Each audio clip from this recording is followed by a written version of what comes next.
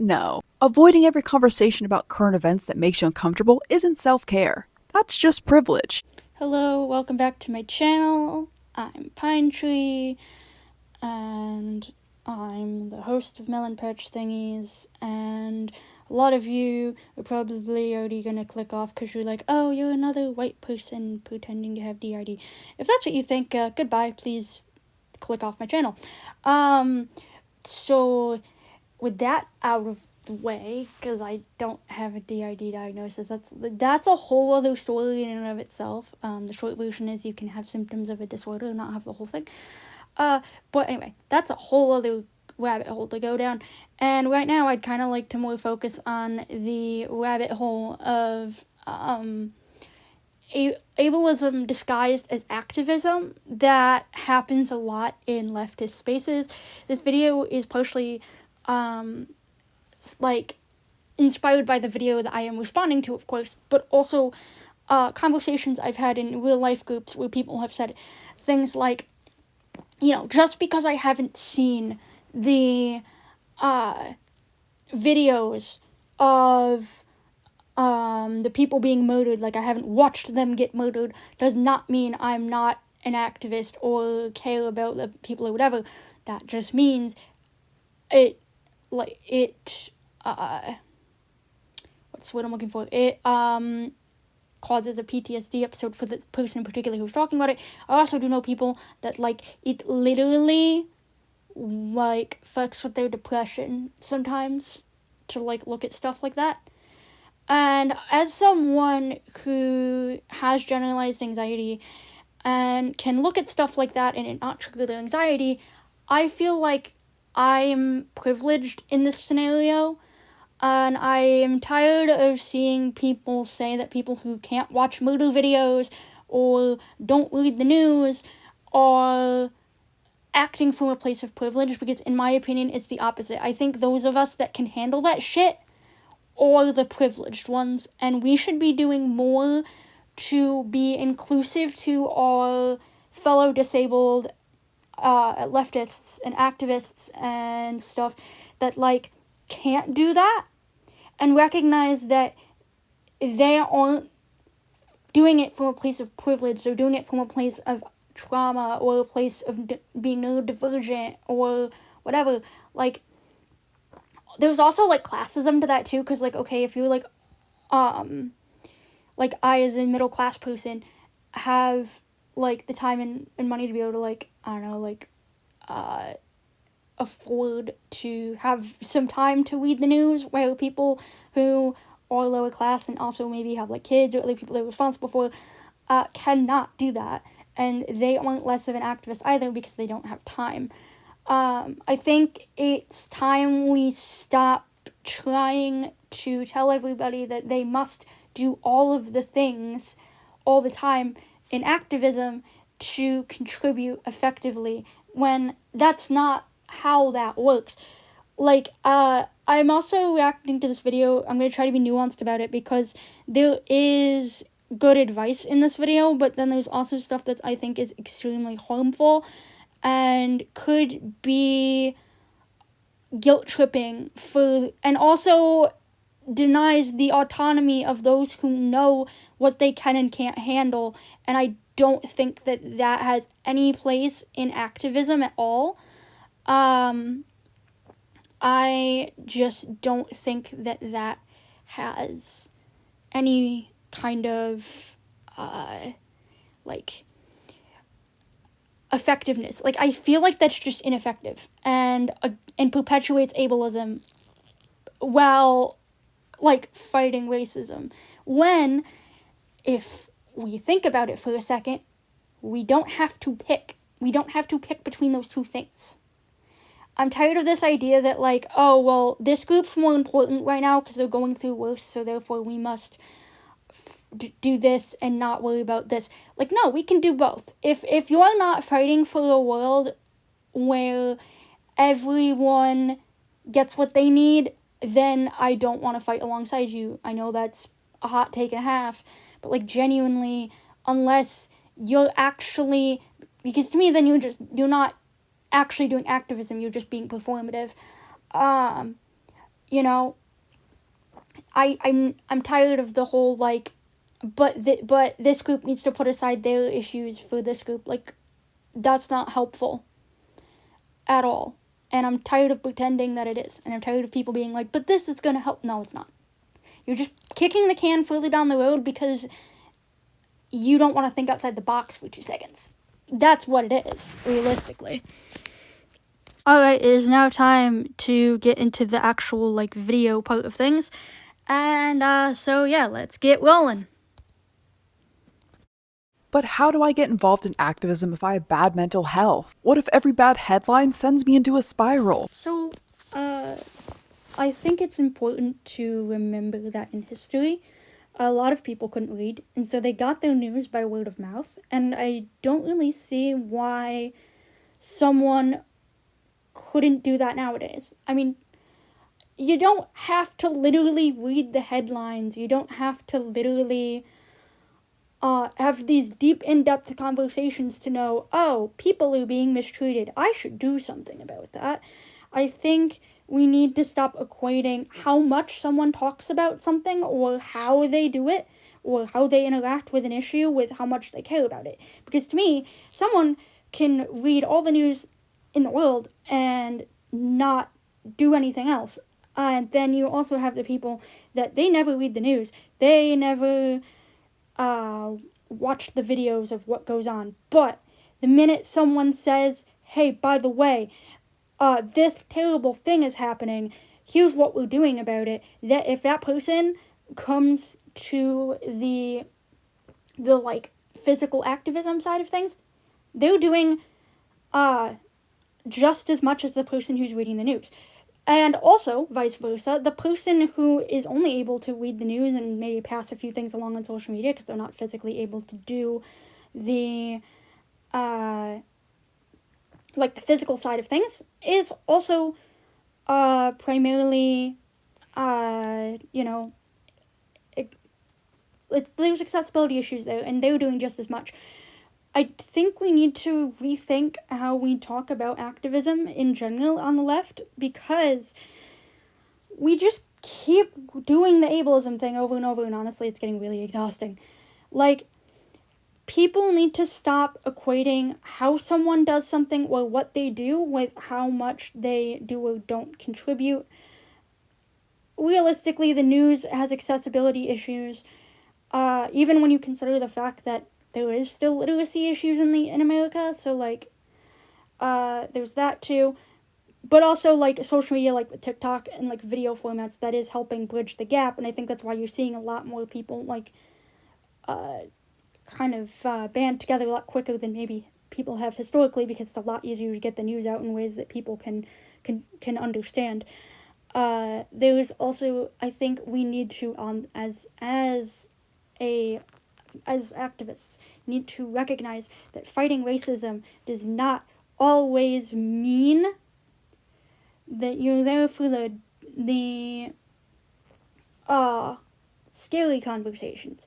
You know, fighting racism doesn't always just look like watching the video of the ICE agent being brutal towards another person. It also looks like looking up ways of how to be inclusive to racial minorities in your everyday life. It also looks, and same for, like, disabled. Like, if you're an able-bodied person, research, ways you can be inclusive to disabled people. DEI initiatives, the fact that those went away, those affect both, they affect all the minorities. They affect women, both trans women and cis women. They affect all trans people. They affect disabled people, and they affect people that are, like, racial minorities, so, like, all the non-white people.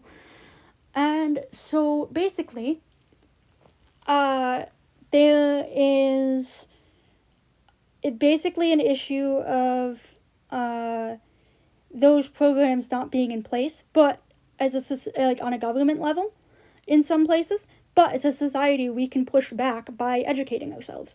So you can contribute and I will get into this further, because again, I think it's important that instead of encouraging people to lower their distress tolerance to inherently traumatizing shit, I think it's more important that we encourage people to go, okay, I can't read the news, I can't interact with the news right now. What else can I do? What can I do to impact the world around me? Maybe I can't deal with the negative shit, but maybe I can look into ways to mitigate the negative stuff. Maybe I don't know all of what's going on that's negative right now, but maybe I can look into how to be more inclusive and spread that information and spread the positive stuff.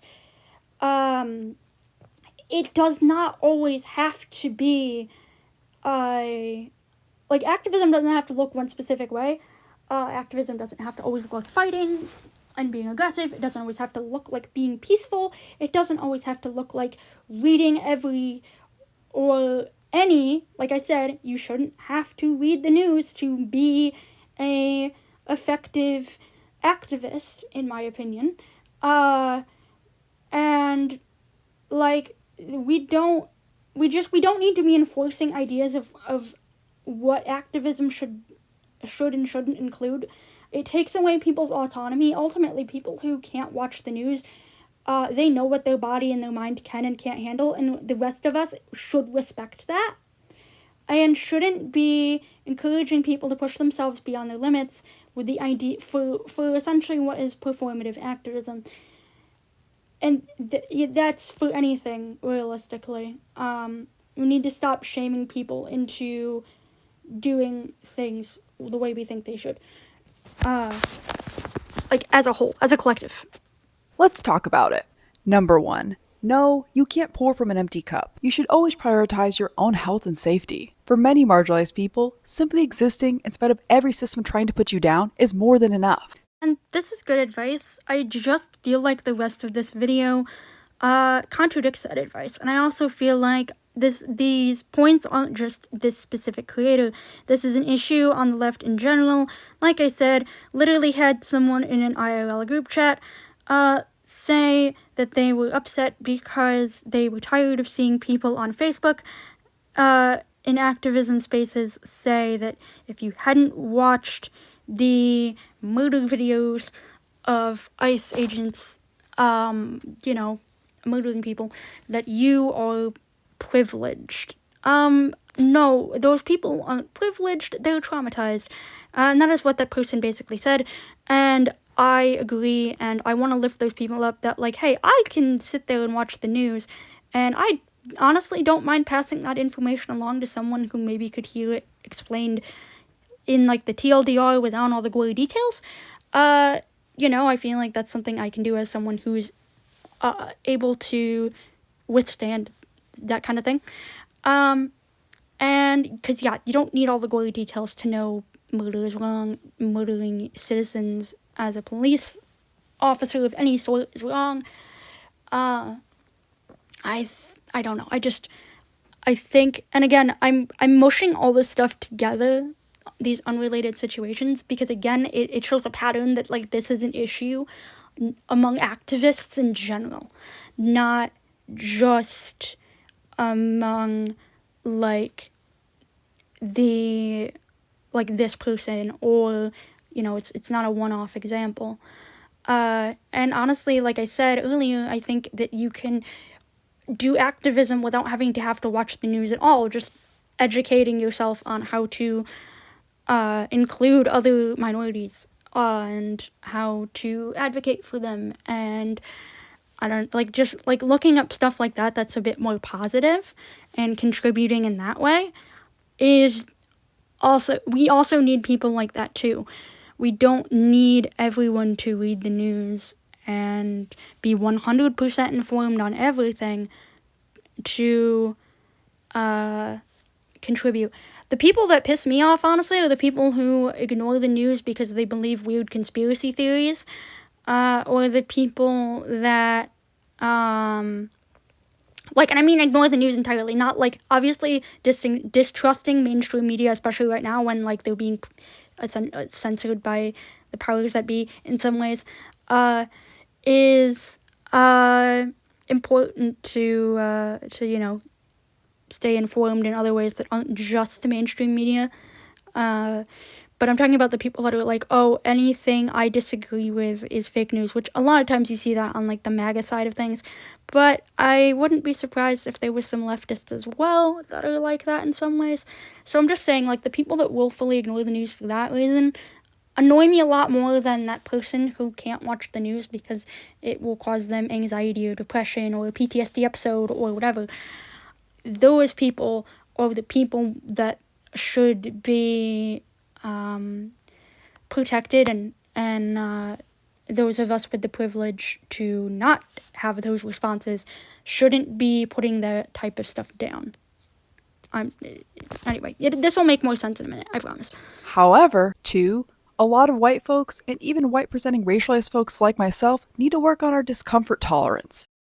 So the fact that this video started out with specifically the audience obviously being those with mental health issues,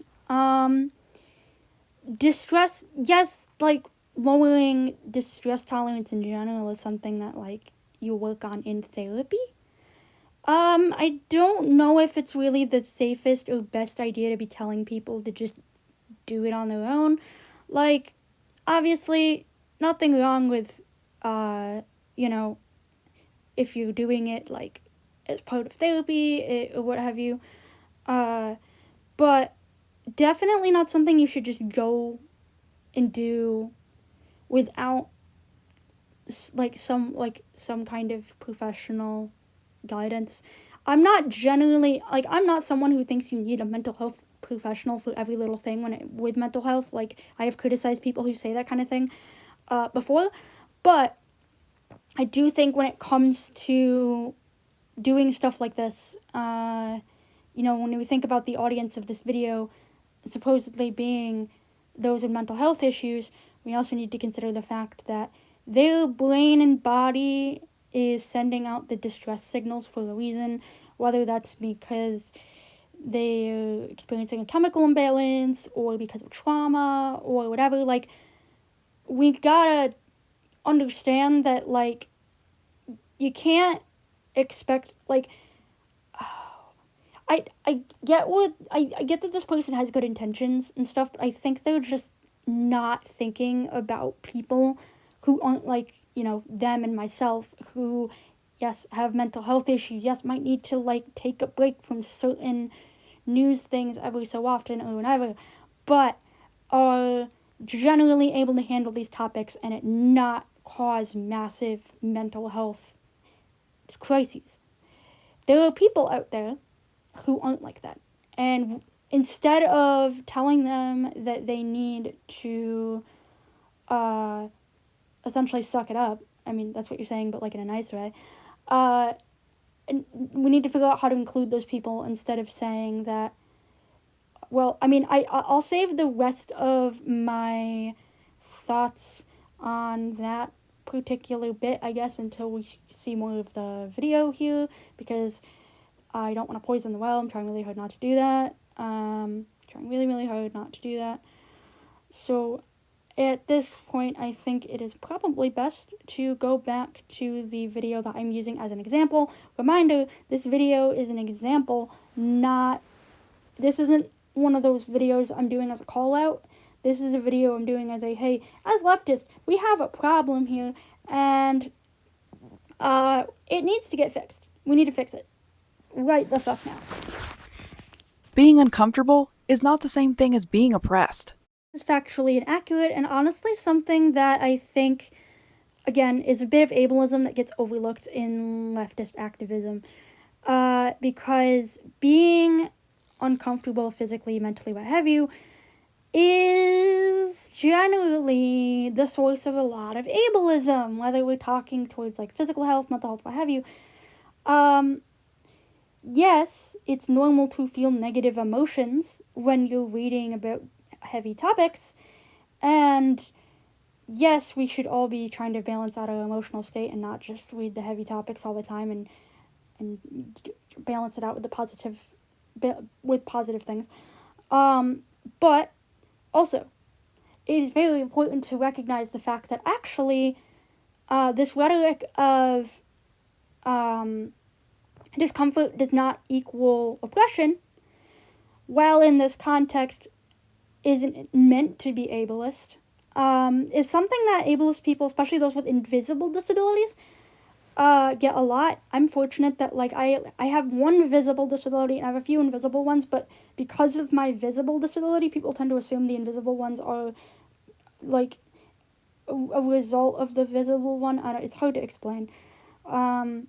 So I I did actually have adults tell my mom, no, she doesn't have ADHD.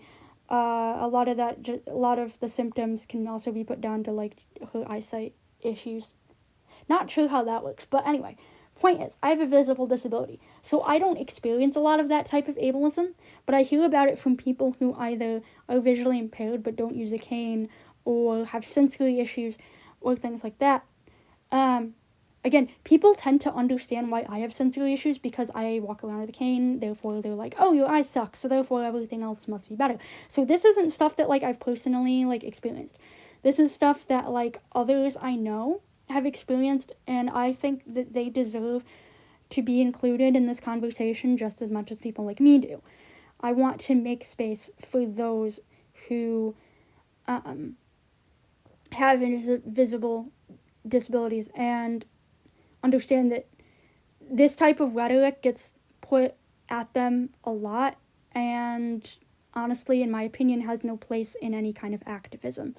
Because, no, actually, being uncomfortable is a form of oppression, and it's just as valid as, the person experiencing police brutality. And also, police brutality, well, yes, specifically ICE is going after immigrants. Some people say, I've heard people say that they're going to go after trans people next.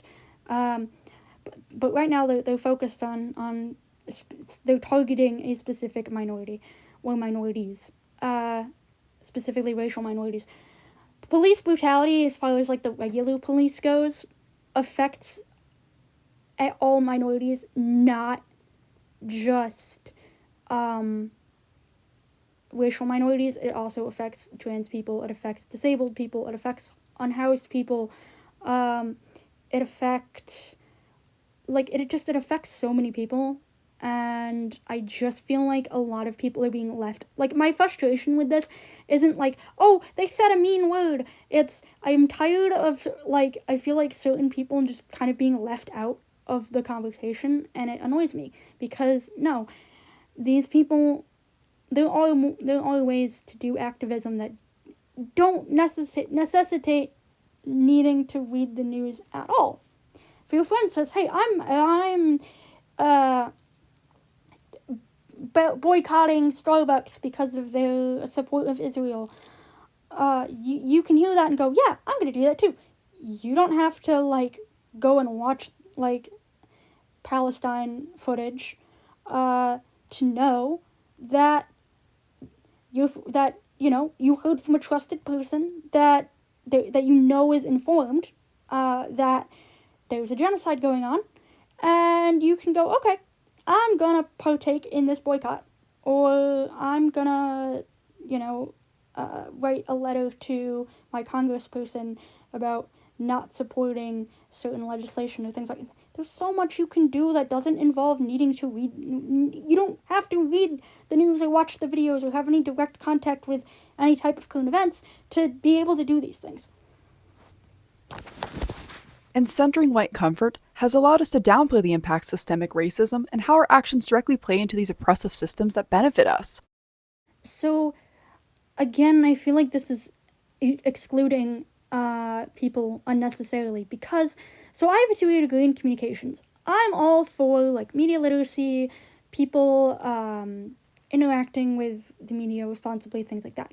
But I feel like part of that is recognizing that, especially, like, mainstream media, but I mean media in general, a lot of times is designed to hit you in your feelings. So if you are someone who default has intense emotions or has trouble regulating your emotions, or both, being part of activism like is gonna look different for you because you're not gonna be able to effectively interact with the news and things like that. It's going to cause you to not have the spoons to actually do anything else. And those people, in my opinion, are valid activists. Just like the people who can't physically go out and protest, who do other stuff, those people, like, again, it's just kind of this, like, dick measuring contest thing that people do on the left a lot. If it's whatever is the popular way to fight back, whether it's like back when there was a lot of protests, you'd hear people be like, oh, you're not a real activist if all you do is share social media posts and you don't go out and physically protest. Now, the trendy way to help out is to, watch the videos, read the Epstein files, do this, that, and the other. And if you're not able to do that, that's okay.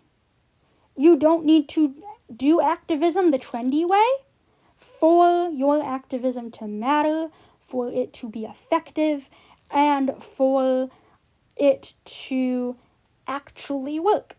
Again, saying your activism must include XYZ action is inherently ableist and exclusionary, not just to white disabled people, but also disabled people of minority backgrounds and stuff. But obviously I am white, so I'm staying in my lane, and I'm saying, as a white person, maybe the best thing we can do if we are is sometimes stay in our lane and not there was one point in this video, I don't remember if it's already happened or whatever, that kind of made me think of conversations I've heard about colorism and stuff. The idea that the darker your skin is, the more oppressed you are, and some people of color say that that's very helpful for activism, but then I've also seen other people say that it isn't. But ultimately, it's not really my place as a white person to comment one way or the other, because I am not a person of color, so I don't know.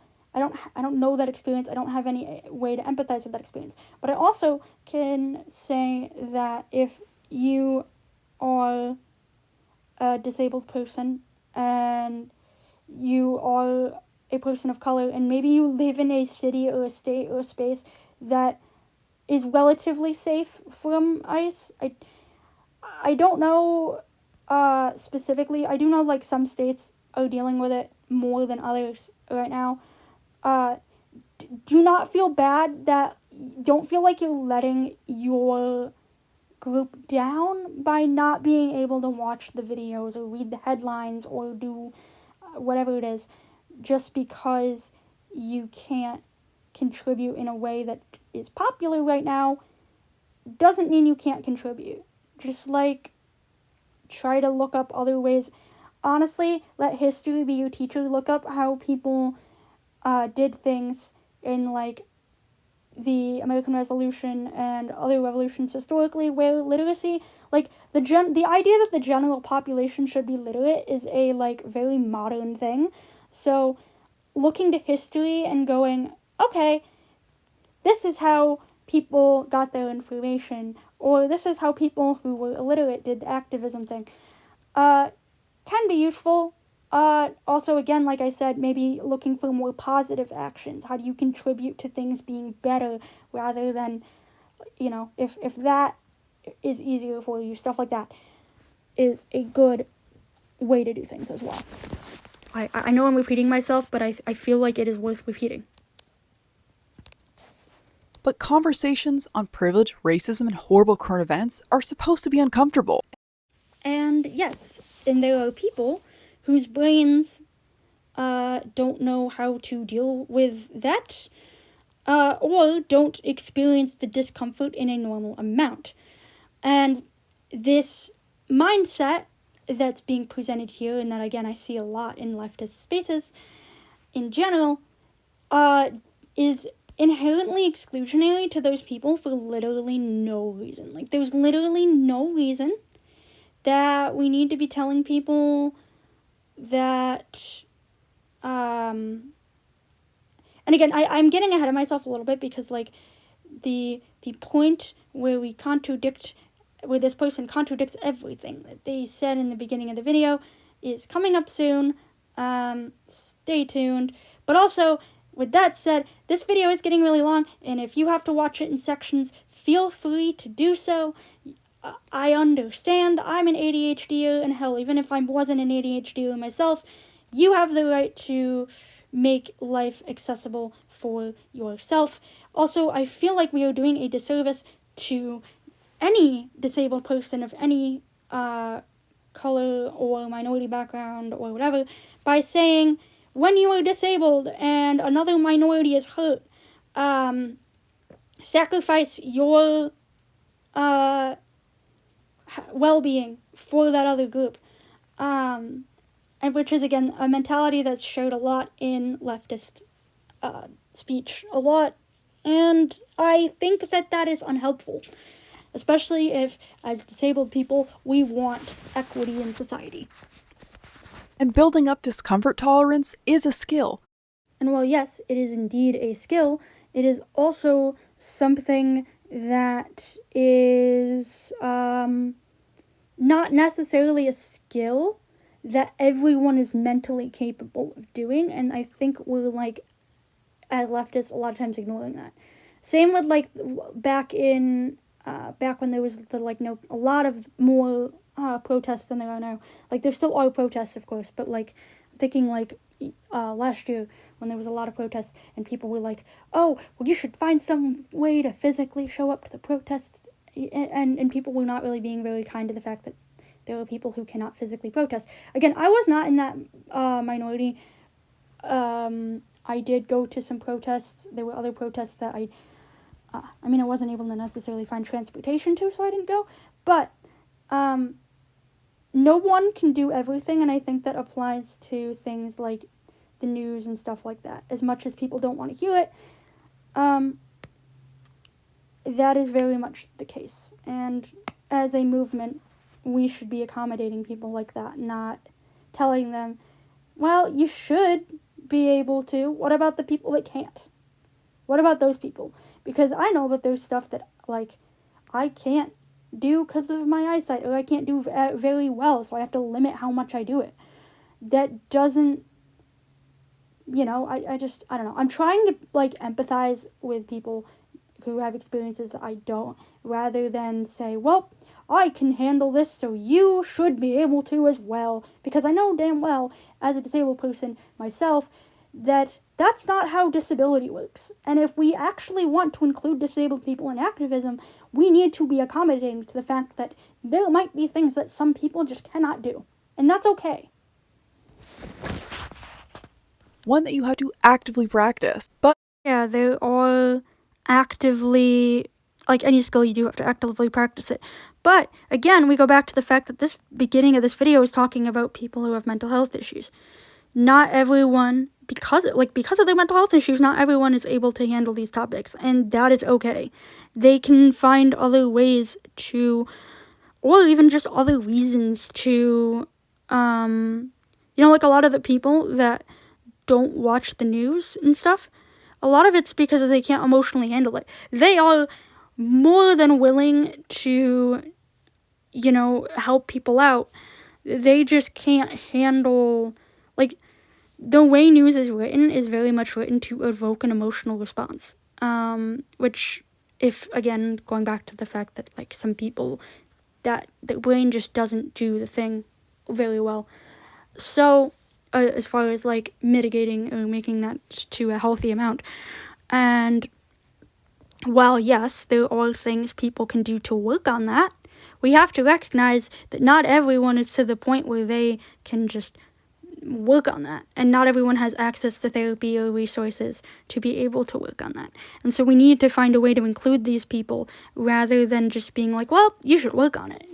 Like, we really need to be more inclusive to people who don't. If therapy in America is a privilege, unfortunately. It shouldn't be. It should be I mean, I could go on a rant about American healthcare all day long, but, like, yeah, therapy shouldn't be a privilege. Unfortunately, we live in a reality where it is a privilege, so therefore we need to act like it's a fucking privilege. We need to act like healthcare is a privilege right now because that's essentially the reality we live in. And stop pretending that everyone has access to those resources and the ability to do these things. And instead, we need to include the people like that. And I'm saying this as someone who can handle watching the news. But no, avoiding every conversation about current events that makes you uncomfortable isn't self-care. That's just privilege. And this is the part that I've been alluding to, the part where everything else she says gets thrown out the friggin' window, because you can't in one sentence say, it's important to not fill from an empty cup in an earlier part of your video, and then say something like this. Because again, you're not thinking about the fact that there are literally people that, because of the way their brain is, the news is not accessible to them. And that is not a them issue, that is a society issue. That's why I really don't like when people do this group has it worse, or this, like, I find that generally inherently dismissive and unhelpful. Obviously, if as an individual coping mechanism you find it healing to say, well, my situation could be worse, at least I'm not, I don't know, like stranded on a island or going through what this group of people is going through or whatever. If that helps you, more power to you. But I also just feel like it is important to acknowledge that there are that oppression Olympics isn't helpful, and that if someone is unable to do a certain type of I swear I'm repeating myself at this point. But essentially, like, I really do think activism needs to be, and society in general needs to be more accommodating. Instead of telling people to suck it up, we should help people, brain muscles get stronger, just like we should help people physical muscles get stronger. But just like a lot of physical exercise is behind a paywall because capitalism, a lot of mental health exercise is behind a paywall because capitalism. So again, we're back to fuck capitalism, and we're also back to, if we want to make a functional society, we need to accommodate everybody and not put some people's struggles above others. 3. There is a balance. I agree, and for some people that balance means no news watching for me, and that's okay. No one is asking you as an individual to solve or comment on every issue in the world. Again, this is a bit dismissive of what the actual issue is for a lot of the people that can't handle the news, or videos or what have you. You're just completely ignoring that. That's not why people... I mean, I'm sure there's probably some people that are just overwhelmed by the amount of stuff, but there's also plenty of people that literally are avoiding watching or reading about the news to avoid having a really severe panic attack or a trauma reaction or depressive episode or whatever, and those people don't deserve to be excluded. I was gonna say talked down to, but again, I don't really know if that's necessarily who she's talking to here, so I don't want to assume that that's I hope that's not the audience she's going for here, is the people that are literally avoiding the news for their own sanity and to be able to then show up in other ways. I really hope not. I really hope that's not her audience for this video. I really hope she's talking about the people who maybe or just overwhelmed by the amount of news and want to know where to start. I hope that's her audience and not the audience that I'm talking about, because the audience I'm talking about are the people who are excluded from activism by conversations and rhetoric like this. I really genuinely hope that the people I'm talking about in this video are not her audience for this type of video, because that would be ableist. I don't want to assume that she is being ableist. The best actions for you are the ones you can do sustainably long term. I do agree, and again, what those actions are and what they do and don't include is going to very much depend on the individual, and I think that that's a good thing. Do limit your news intake if you need. Or cut it out altogether. Like I said, you don't need it to fight for humanoids. Just like you don't need to read theory to be an informed leftist, because all of that is big fancy words for the things that are essentially just humans deserve rights. Focus on an area you're passionate about and find ways to contribute with your unique skill set. And if you're unable to directly interact with the news, that means finding people you do trust to accurately tell you how things are going in a way that isn't going to trigger you. And it also means, I don't know, like finding, again, ways to focus on inclusion and education that don't have anything to do with, like, irregardless of whether society's falling apart or doing well, we all need people to be inclusive to minority groups. So, like I've said already, it is good to, like, focus on those kind of efforts as well. And I say this as a disabled person with a mental illness. Not gonna lie, that actually makes your stances and your opinions even worse, because this now makes me feel like, well, then you should know better. You should know that all the things you were just saying a few minutes ago are essentially exclusionary. Oh my lord. On a side tangent, I did think of another way that people who maybe can't handle the news could also help, as far as, I mean, obviously there's volunteering in your local community to help out, like, minority groups, like, you know, the homeless or those who are affected by, like, economically right now, because, I mean, the economy also sucks. And obviously we know that that kind of stuff disproportionately affects racial minorities. And honestly, being an ear for people is a good thing to do too, if you have the spoons for that. I also thought of the fact that both people who are directly, well, I think that everyone's indirectly affected by stuff like this. You don't directly have to be confronted by ICE to be affected by the fact that now your government's hurting other people. So at what point do, you know, first they came for this, that, and everyone knows that poem, at least I think most leftists do. But everybody needs a break from the chaos, including and especially the people who are directly affected. They need spaces where they are allowed to just exist. And the people who are going to be the best at providing those spaces that are free from politics, or free from MAGA nutcases, are going to be the people who can't handle that shit, because they're going to shut that shit down. They're going to be like, shut the fuck up, dude. So be inclusive of minorities and create politics-free third spaces. Whether that be online or in person with local people you know, like coworkers, things like that. Like if you know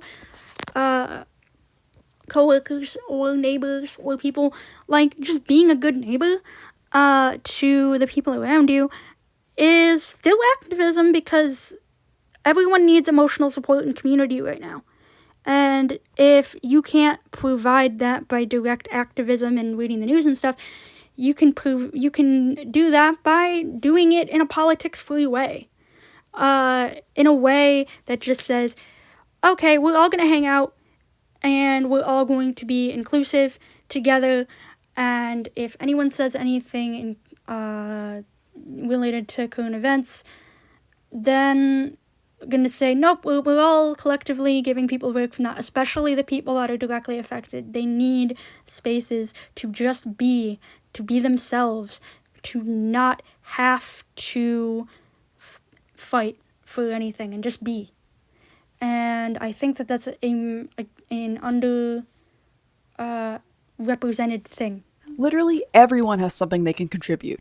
Something as simple as looking out for your neighbors, honestly, one thing that can help a vulnerable person feel less vulnerable is knowing that there are people in the majority looking out for them. And in some cases, this does help them be less of a target, because they know that there's going to be people that are going to notice if something happens. That doesn't always protect people from direct harm, though, however, unfortunately, but it does at least help them feel less alone And in a society like this, where we have all this violence, honestly, I feel like that's partially why we have a loneliness epidemic, is that we have all this scary shit going down, that nobody has time to socialize anymore. The only socializing that they're doing is protecting themselves or protecting others.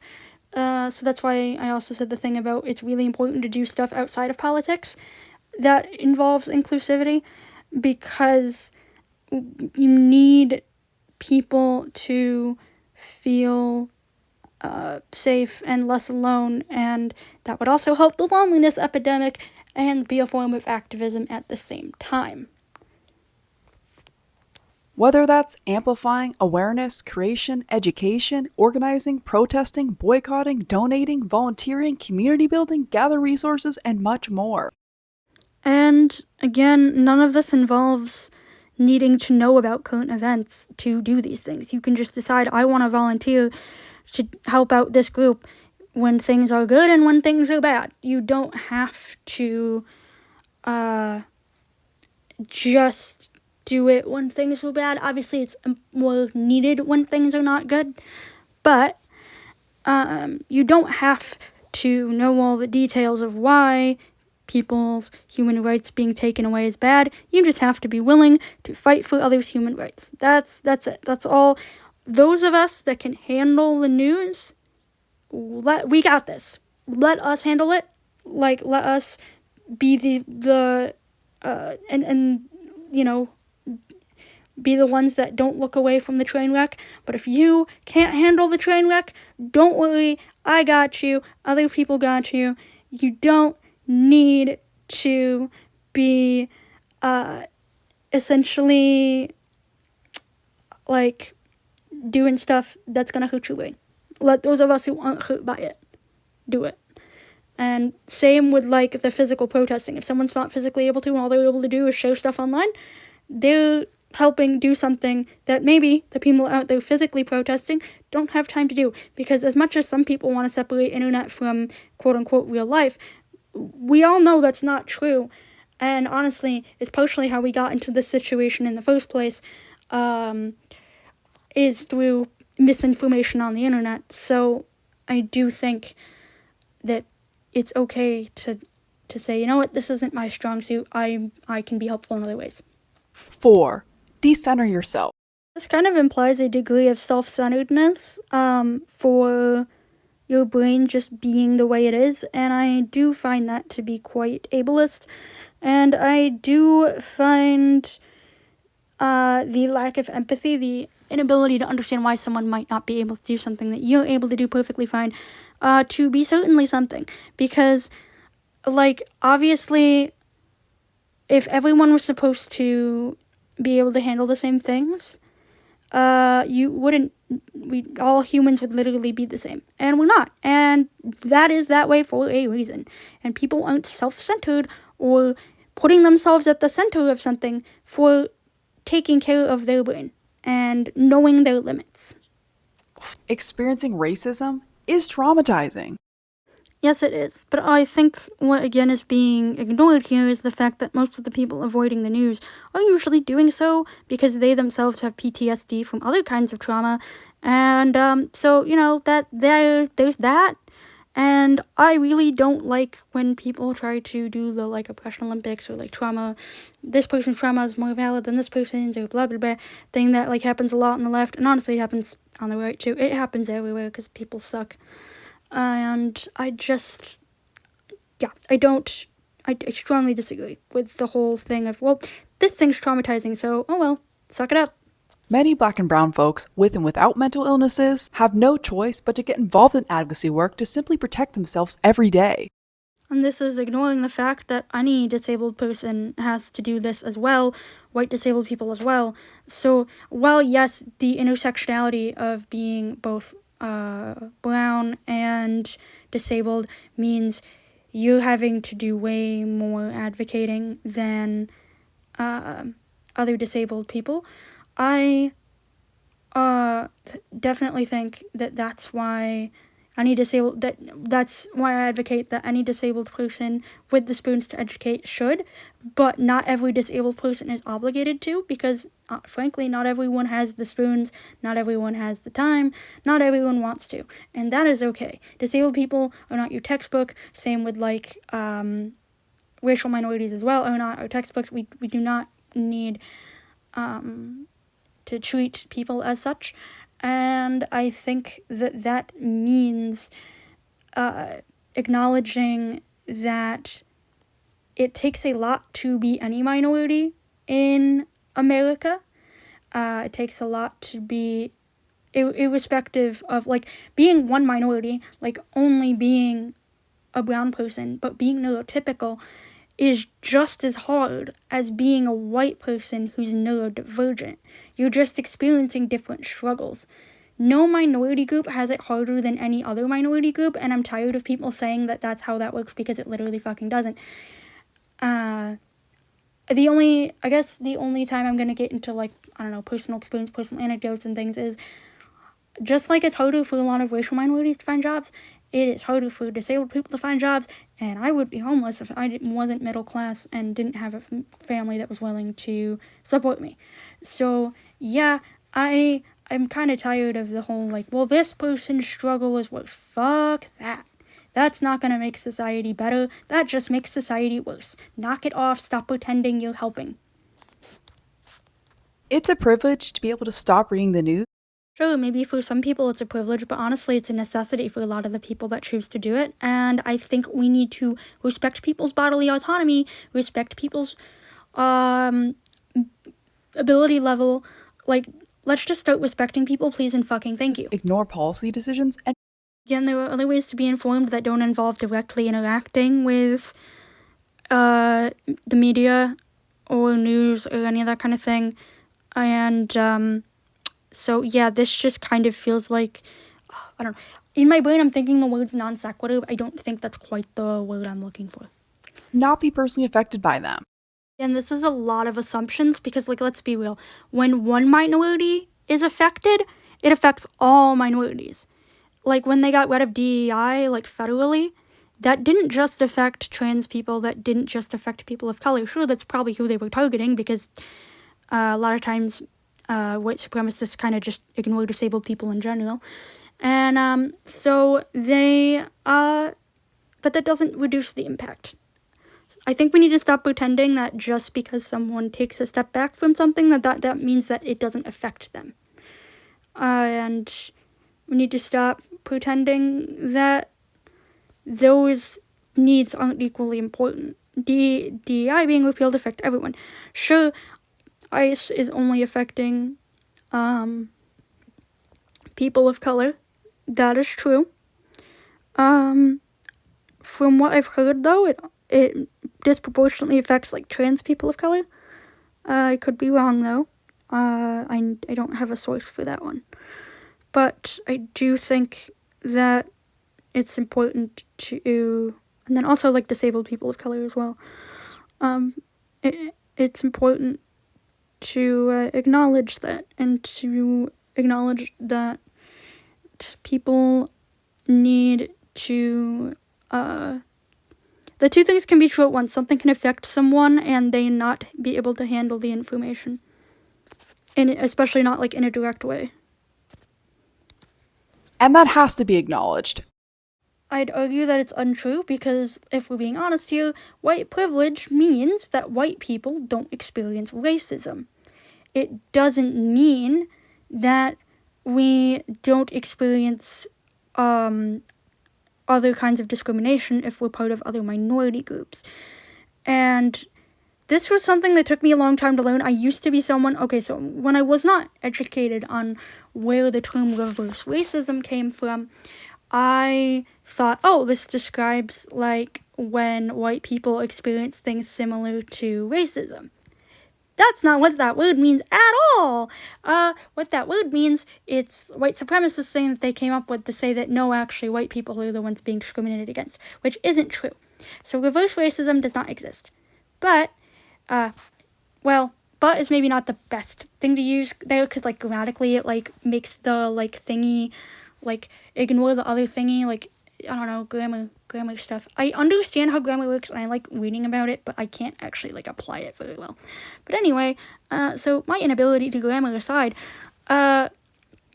it is important to understand that while white privilege protects white folks from being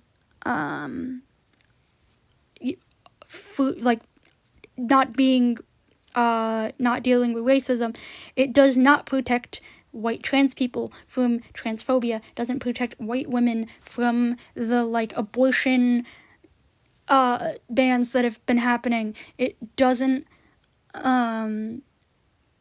not mean that white trans people don't experience the same healthcare denial that trans people of color do. And it does not mean that white disabled people don't experience ableism. And when we focus on one minority group and not all of them, this is the end result where people get left out of the conversation that really don't need to be. If we want to make a society that's genuinely better than what we have now, we need to work on finding ways to include everyone in our activism and not just the group that's seen as currently most important, or not just the actions that are seen as trendy. We need everyone doing what they can and not doing what they can't. And we need to include and accommodate all minorities, not just the ones that are being directly attacked right now. We need to include all of them so we have stuff in place for when inevitably they give up attacking one minority and start attacking another one. Because, I mean, we've seen that happen historically. It was socially unacceptable to discriminate against people of color. So in a lot of places, white supremacy was more indirect and kind of went underground. Obviously, racism never went away, and there have always been horrible racist people. It just was less overt than it is now. And then we saw more overt attacking of gay people, and then it was trans people, and now it's everybody because we have a friggin' horrible person in charge of the country right now. But it's just very, very, very frustrating that people aren't thinking ahead. They're just focusing on right now, and they're not thinking ahead and thinking about, well, what do we need to do to make the world better long term and not just short term? Thank you for watching. Sorry this video was so gosh dang long. I promise most of my videos are not this long. But if you enjoy long videos, I do have more of those on my channel. I do also have plenty of YouTube shorts, and I do all sorts of different kind of content, and my headmates also do all sorts of different kinds of content because we don't all have the same interests. I have my comments set to subscriber only on all of my videos because I've had issues with people being creepy towards me or towards others, and I don't want that shit on my channel. So, sorry about that. If you're wanting to comment but you're not a subscriber, you're gonna have to hit that subscribe button. You can always hit the unsubscribe button later. And obviously, thank you for watching. If you made it to the end, spam some green emojis in the comments section. And, cause everything is better when it's green. So yeah, I'll see you in the next one. Don't worry if you had to watch this in sections, you're valid. If you couldn't watch this video at all, you're probably not reading and hearing this outro. But those people are valid as well. It's okay. We're all valid. We all deserve a place in society. We all deserve a place in activism. And everybody's needs need to be accommodated. Thank you for watching. Hope you liked the video. Or, it's okay to dislike the video too. And thank you. And have a good day.